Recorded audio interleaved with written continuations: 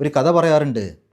ഒരു കുട്ടിക്ക് മരണമാസന്നമായ സമയത്ത് ആ കുട്ടി സ്വന്തം ഉപ്പയോട് പറഞ്ഞു, ഉപ്പ, ഞാൻ ഇതുവരെ ഒരുപാട് ഡിഗ്രികൾ നേടിയിട്ടുണ്ട്, ഒരുപാട് വിദ്യാഭ്യാസം നേടിയിട്ടുണ്ട്.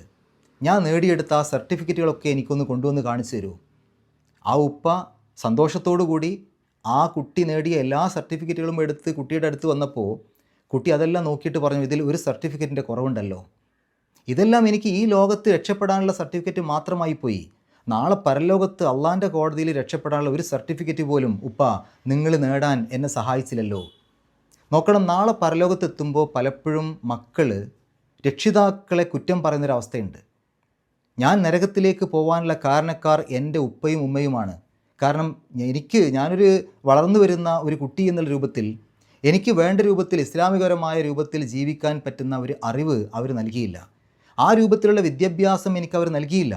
അവർ ഭൂമിയിൽ ജീവിക്കാൻ ആവശ്യമായ സർട്ടിഫിക്കറ്റുകൾ നേടിയെടുക്കാനും അവിടെ ഒരുപാട് വലിയ സ്ഥാനങ്ങളും ഒരുപാട് വലിയ ജോലിയും നേടിത്തരാനുള്ള തിരക്കിൽ പരലോകത്ത് രക്ഷപ്പെടാൻ വേണ്ട യാതൊന്നും എൻ്റെ മാതാപിതാക്കൾ എനിക്ക് നേടിത്തന്നില്ല. അതുകൊണ്ടാണ് റബ്ബേ ഞാൻ നരകത്തിലേക്ക് പോകേണ്ടി വന്നത് എന്ന് പറഞ്ഞാൽ യഥാർത്ഥത്തിൽ ശിക്ഷ നൽകേണ്ടത് എൻ്റെ മാതാപിതാക്കൾക്കാണ്.